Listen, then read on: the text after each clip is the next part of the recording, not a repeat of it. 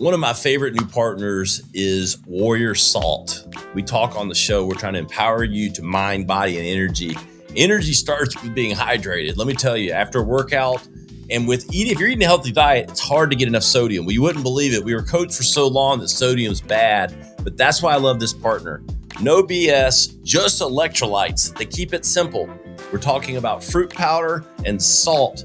There's no stevia, no citric acid, none of the bad stuff, just the stuff you need to stay hydrated. That's what I'm doing. I go to a workout, before workout, after workout. You need it both. If you're thirsty, you've waited too long. That's the point. With Warrior Salt, again, it's all about simple hydration that you need without anything that you don't want. One of the official partners here of Vibe Science as we take you to your highest vibe. We are not taught this, but we actually see this in science and research that for men, desire comes before arousal, and for women, arousal comes before desire. So what do I mean by that? Desire is of the mind, arousal is of the body. 72% of people wanted to talk to their doctors about sex, but don't. Like, that's a lot of people with sex on their mind that are like dying to actually talk to somebody. But I think in this world, we were talking about offline, being like shadow banned, meaning like it's hard for me to get the information about sex out on social media and these types of platforms. So in the beginning of a relationship, when we're just meeting somebody and we're in that dating phase, we're actually always scheduling sex and we don't even realize we're doing it because we don't think of it in that way. This is Vibe Science, a top 100 wellness podcast presented by the Radcast Network. Breaking wellness barriers and making health truly personal. Here are your hosts, Ryan Alford and Chris Hansen. Hello, and welcome to Vibe Science. We're always taking you to your highest vibe. It's about mind, body, energy, and yes, sex. That's important too. Everything's important. It's a full loop, and we don't know it all. Chris and I are just here to be your guides, and that's why we have smart people coming on every episode, because we're here to be that wellness place where you learn how you get to your best level. Look, we don't all have it all figured out. We need help. We need experts. What we need is the Libido Doctor. It is Dr. Diane Mueller. Doctor, welcome to the show. Oh, thanks, Ryan. Thanks, Chris. And you're so right? In the space where we're talking about high vibe, science, longevity, I feel like one of the missing things in the conversation lately is libido and sex. And in some of the research I've done, as well as what I hope we get your guests and your audience to understand today, really is that pleasure is not just about desire, but it's actually something we truly require. So happy to be here. Hey, I love that. I don't feel so guilty, Yeah. It's required, damn it. That's right. Libido Doctor says. Doctor's orders. Chris, it's required. Yes. Celebrate. I got no problem with that. Permission for great sex. I know. Well, we really appreciate you coming on. Chris Hansen's down in Miami. Chris, I love this topic, brother. I'm so glad we got Dr. Mueller on. Yeah, I'm pumped. It should be a very enlightening and interesting episode. I think that everyone's probably dealt with this before. So yeah, we're trying to break down the walls of these topics that people think about, but don't probably talk about enough. And I think this is one of them. I mean, I've been married for 10 years, very happily married. But it's not perfect.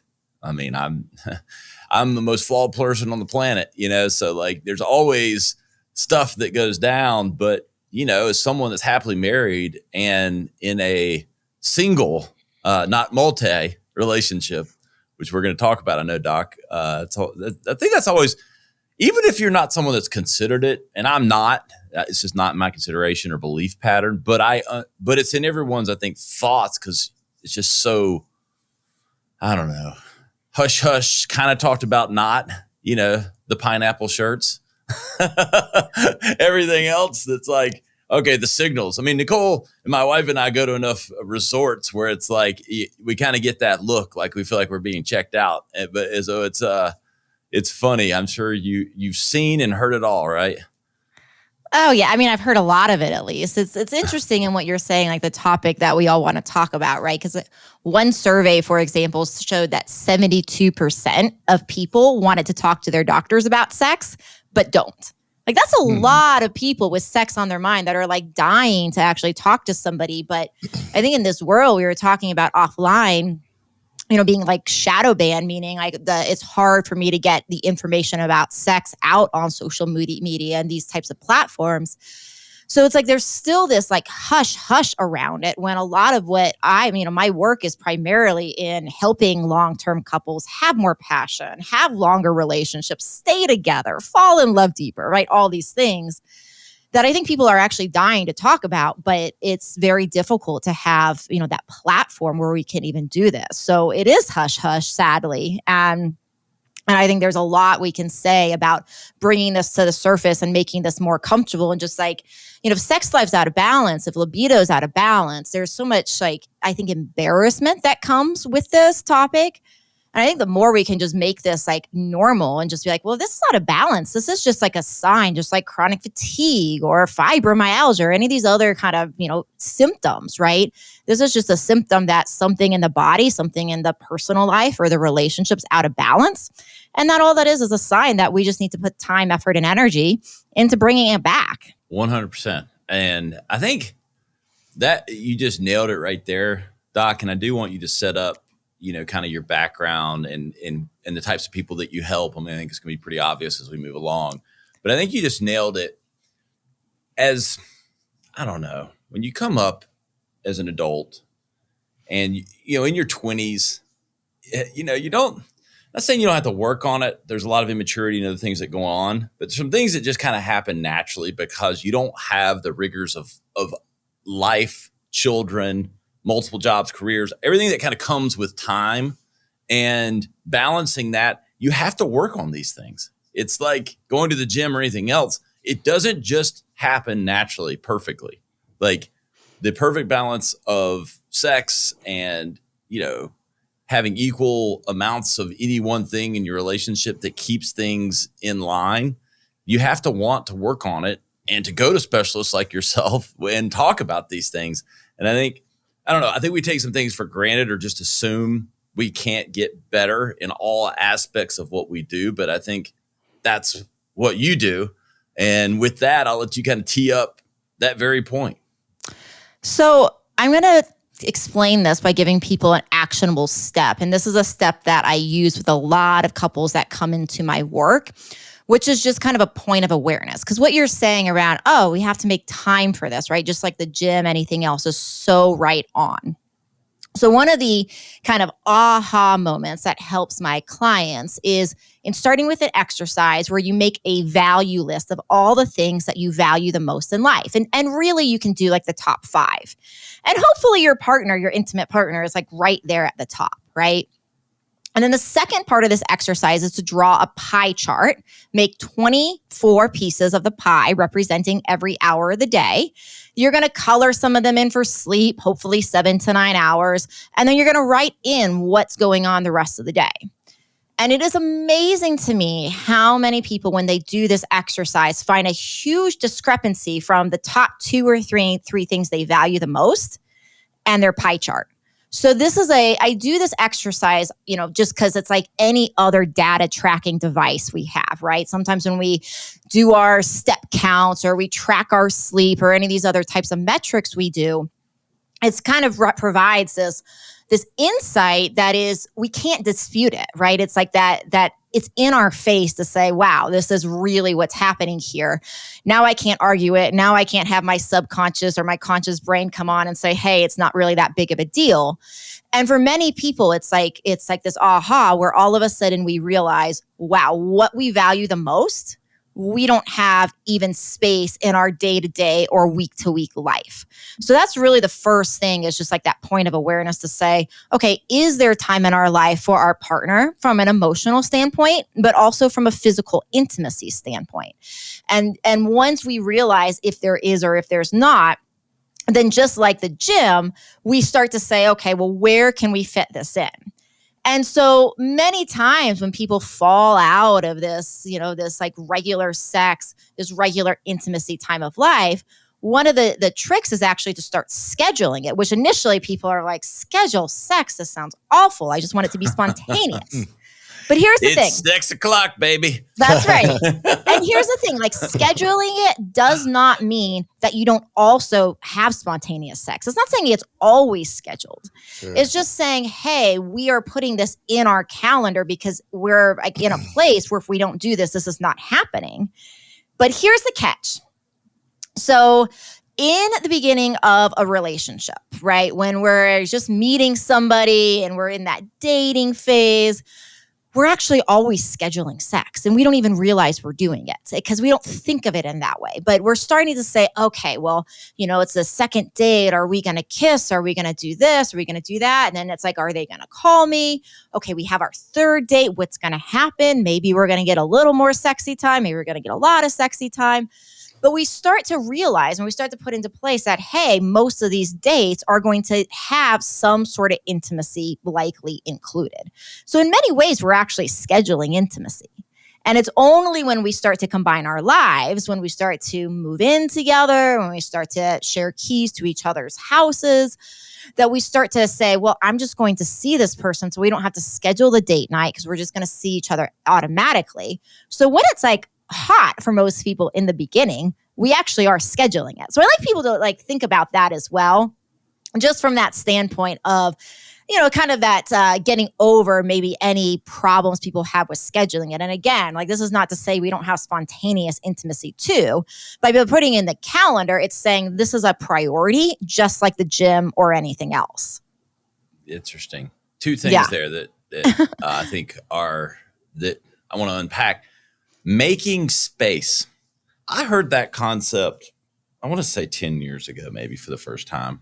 Like, I think there was a guy that was like well ahead of the biohacking and or like, mental space, the quantum. I don't know. He was kind of he was a little ethereal for me. I've come around a little bit. Chris can attest to that. But But he used that concept and it always made sense to me. And you kind of talked about that with mapping out all the time.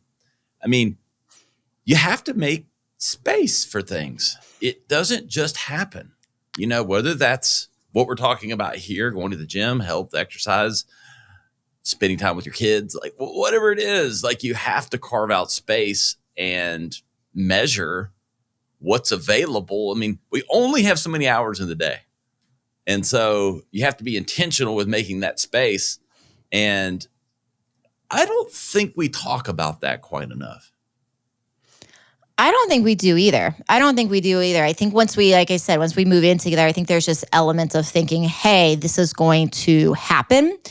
But here's another interesting thing that happens, especially from a standpoint of heterosexual couples, where often in long-term relationship, they experience this level of desire mismatch. And it can go either way, but most commonly, it's like the masculine desire is greater than the feminine desire. And one of the reasons for this is because we are not taught this, but we actually see this in science and research, that for men, desire comes before arousal. And for women, arousal comes before desire. So what do I mean by that? Desire is of the mind, arousal is of the body. So I'll give this to you in an example so you understand this, and then I'm going to relate this back to why scheduling can be beneficial. So how being turned on typically works for a man, desire before arousal, is something like this. Man sees his lovely wife, his lovely girlfriend walk through the kitchen, her ass, I don't know if I can say that, her butt is bumping in the, okay, good. Her ass is like, it's like jiggling as she walks, her breasts are bouncing. It's like, this beautiful sight. And man thinks he sees this sight and all of a sudden he's like, wow, that's like really yummy looking, right? And then all of a sudden the arousal, the blood flow to the genitals change. And so that's arousal. First, there's that desire, that insight into that looks yummy. Then the arousal, the body responds.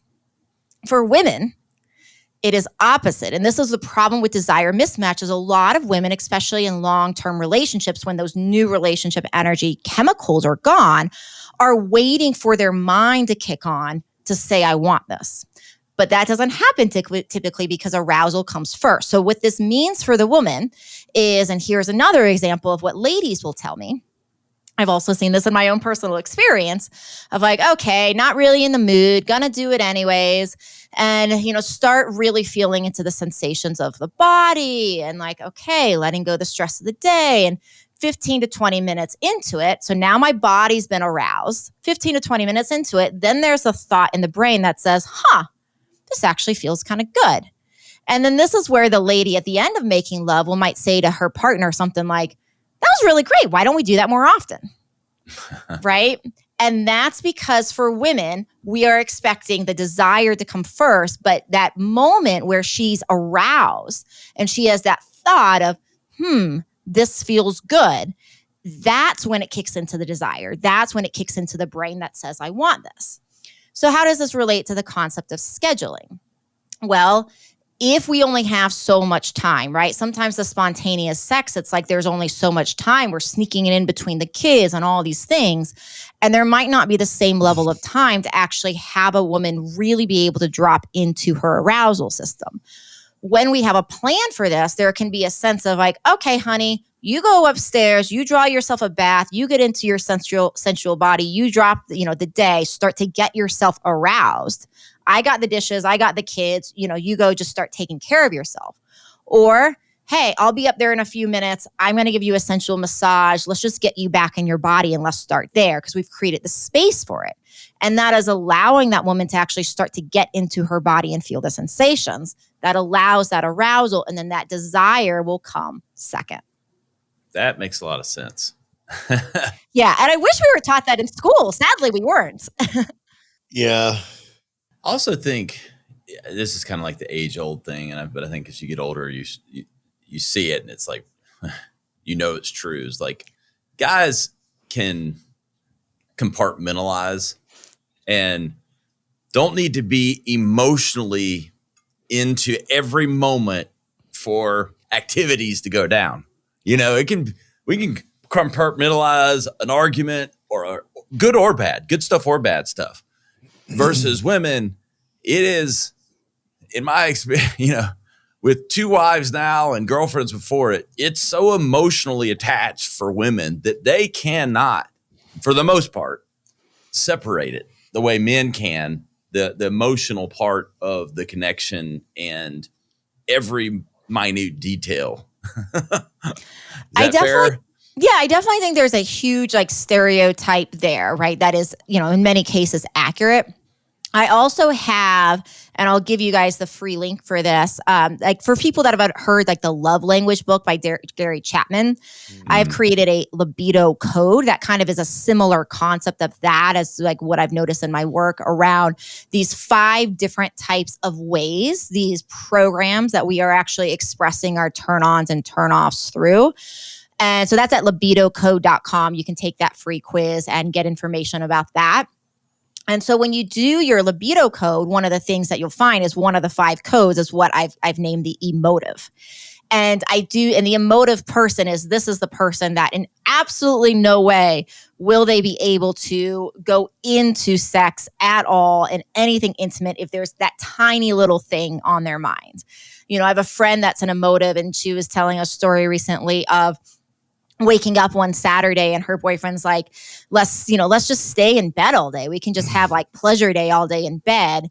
And there was something that was said the night before and it just kind of rubbed her a little wrong. And she's like, we have to get out of bed and we have to process this. And once we process this, then yes, I would love to have this pleasure day all day in bed. So that's an emotive type. And I do find there tends to be more females than males that are emotive types, but I don't actually find that that's every female's kind of top turn on, state that they need to be in, but it is common that females fall there. Yeah. I mean, it might be stereotypical, but it's just what I've experienced that seems like there's some truth to it in a way, Totally. Emotive or whatever that. And it's so funny you brought the example of the, one thing they said that they didn't even know. When you're married, you become more self-aware, hopefully, or you probably aren't married long.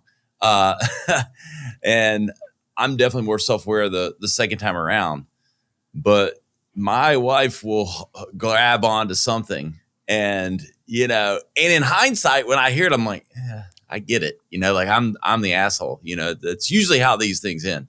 And it's usually true. I'm not being cynical there. It's like, but when you get the mirror shine back on you, I'm like, shit, that really was ugly, wasn't it?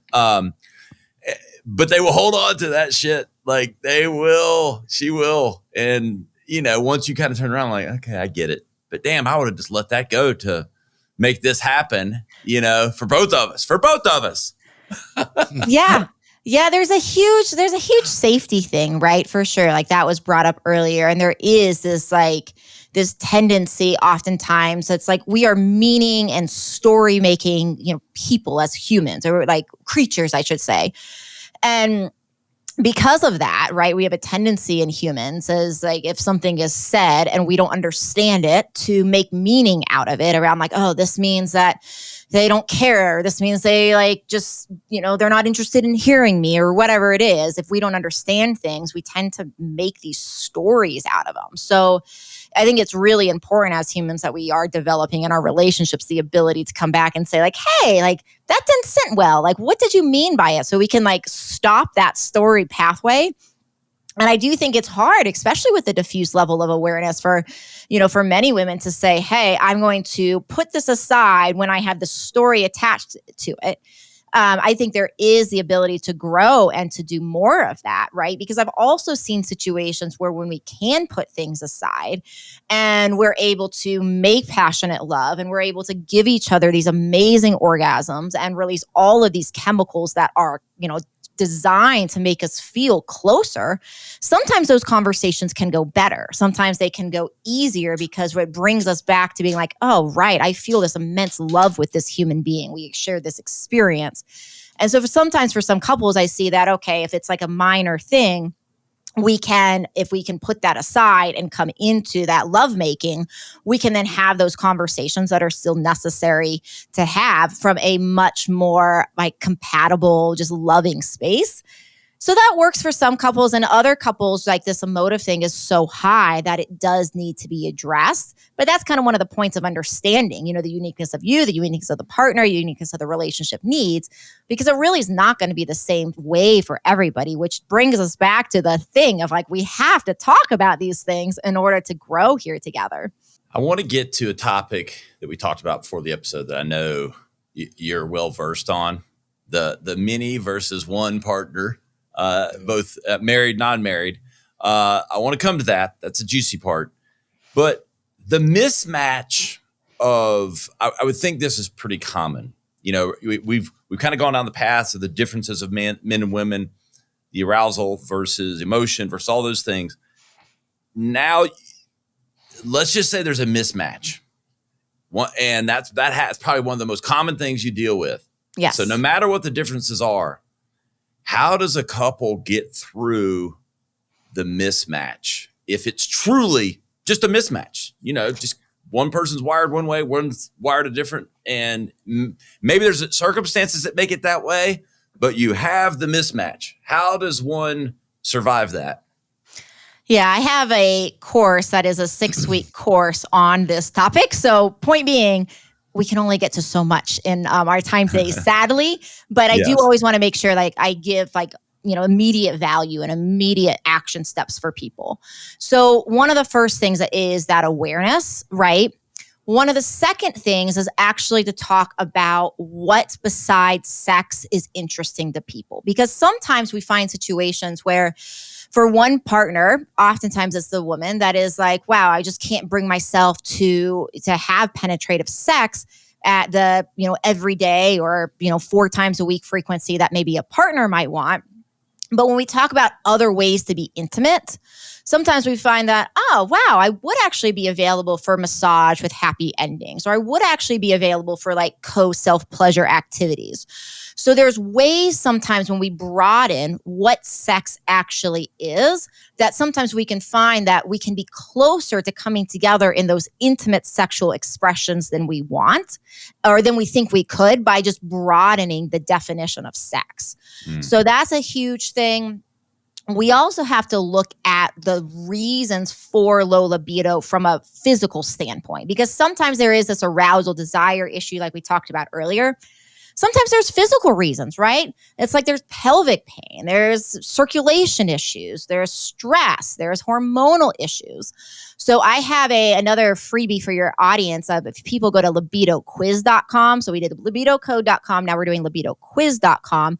You can take a free quiz that will tell you, based upon your quiz answers, the top physical root causes that are probably leading to your low libido, and it will give you lab tests to ask your doctors about, because I find that most conventional docs are not running the thorough tests, right? So it'll give you that list of like, here's your list, take this list to your doctor, be an advocate for yourself, and make sure you get all of these things tested to figure out if this is truly part of that desire issue.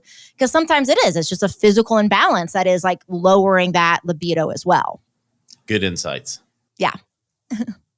Chris, I'm going to let you tee up this final topic with the doctor.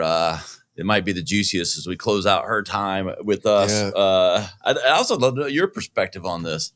Polygamy and monogamy, right? Like that's a big conversation. Even as a young single man myself, it's kind of been talked about, like you should be dating multiple girls, and and I've kind of tried that. In my experience, it was very challenging,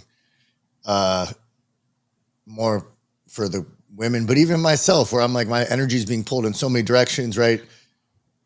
Let's talk about that, right? We talked a little bit offline about it, and you said for the majority of the population, it's probably a challenge, but what's your experience with that? Yeah, it's one of my favorite things to talk about, like I mentioned offline, because I've been through it. I've been through both of these types of relationship styles. And when I chose to be in an open marriage with my ex-husband, when he and I decided to go that route, which was about 7 years into our relationship at that time, we decided to do that because of what I think, like where I think a lot of people get, where it was just like, there was still love there, but it was just kind of like we were in a rut. Things were kind of boring, things were stagnant. And I think the go-to online that we read about is like, well, it's because you can't have one person serve all your needs and yada, yada. And, multiple loves. It's like more the natural way of life. And so we tried it. And what it innately led me to get to a point was like realizing, like, even though I would call my relationship with polyamory and that open relationship successful, meaning there wasn't a lot of like fighting or anything like that. We were able to navigate the challenges and things that came up by talking lovingly and respectfully and all that. So to me, I would call that a win. But it ultimately also led me to believe like, oh goodness, I am definitely wired for monogamy, because we look at oftentimes these open relationships as like, this is so hot and there's this new person, and it is all those things. I am not denying that. But every time we introduce a new partner and then they have a new partner, and the trickle out effect of everybody's like partnerships, sometimes it was talking to 4, 6, 8 people. Not that I was intimate with all of them, but just that they were intimate within like other people I was intimate with. Around, okay, is everybody being safe? What are everybody's doing as far as protection? Whatever everybody, like all the different things. And then anytime somebody brings in a new partner, you have these trickle down conversations that you have to make sure everybody's safe, to make sure everybody's boundaries are being met. And it was just a lot of time, effort, and energy being put into these kind of conversations. And for some people, I've really seen that relationship style can work. But what it really led me to believe, which is kind of the foundation of my work, is how do we take all of that juiciness? How do we take all that hotness? And how do we take the foundational construct of monogamy, of the value system there, and say, we're going to keep the value system monogamy, but we're going to bring these ways of novelty into the relationship to keep the desire, to keep the passion, to keep the hotness. And that's really my favorite thing to do, is like supporting couples that love each other, that want to keep it in the context of them, like find that passion in their love life again. It's awesome. I think it's well put. And, I've been married twice. And if you'd asked me, I don't know, after my first marriage, and maybe, I don't even know if it would say, definitely not into my second one, but like I would have thought, can I just not be happy with one partner, like not because I was even in a multi-partner relationship the first time, but like you question your own self if like there's one person that can meet your needs, you know, both emotionally and physically. And it took meeting my second wife and now being with her 10 years, and it's not been perfect, and we've had our ups and downs, but a lot more ups, that I really believe what you just said to be true for men and women. You can be satisfied with one person. You have to work at it, and it doesn't mean you're not human, and you don't like suddenly you're not, a pretty girl or a good looking guy walks by. You're not like, oh, that's an attractive person or whatever, but you can totally get like satisfied and lean into your existing relationship harder and more intently. And I think just like every other convenience that's happened, it's just gotten convenient to go the easier path. Yeah. Right. 100%. And I agree, there is effort there. And the thing of it is, though, is there's going to be effort either way. Like maintaining healthy relationships, especially healthy emotionally and physically intimate relationships with many people. In my opinion, that took a lot more effort than one person. Like it's still a lot of effort, but there's just like the conversations, I feel like in my experience, are just a lot more enjoyable with, you know, one partner than multiple partners, and dealing with so many conversations around jealousy or boundaries or boundary violation, or, you know, and like, okay, changing the rules. And constantly it's like, you know, any relationship as it evolves, kind of some of the rules of the relationship might change, our needs change a little bit, we evolve together. But imagine having to do that with multiple partners and finding a way to make it work with all these different partners. It's just, you know, my experience with it is like, yeah, there's people it works for, but I found it to be a lot more effort, and I would way rather put the effort into my one partner and make my relationship with him just as awesome as possible. Good advice. I love it. I agree with it. Not because I'm a professional, that's why we have you here, but I think it's sage wisdom and advice for everyone. Any final thoughts here, Chris, as we let Doctor get on her way? We're going to have all the links to all her stuff and all her quizzes and tests and libido challenges. I'm appreciative you can make the time to come on, Doc. And I think it's like we all said, it's something that should be discussed more. It's such a big part of our lives that it's so hush hush. So I really appreciate the conversation today, and go take the quizzes, everyone. I'm definitely going to do it. Thank you. Thank you for having me, everybody. Appreciate it. I have a new book coming out soon, too. It's up for pre-order, so you'll find that on my information as well. Beautiful. Perfect. Want to want it. Want to want it? Want to want it. Yep. And you can find it at wanttowantit.com. I like that. Yep.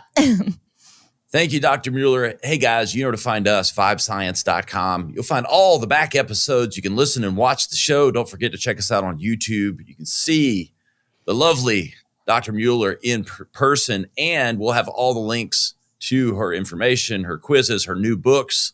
Want to want it. You do have to want it. And what we want is for you to go to your highest vibe. We appreciate everyone for listening and watching. We'll see you next time on Vibe Science. The content discussed on this show is provided for reference and educational purposes. The content is not an attempt to practice medicine or provide specific medical advice. Always consult your personal physician for medical advice and proper diagnosis. Thanks for listening. This is Vibe Science. To learn more or watch full episodes, visit vibesciencepodcast.com. Here's to discovering your highest vibe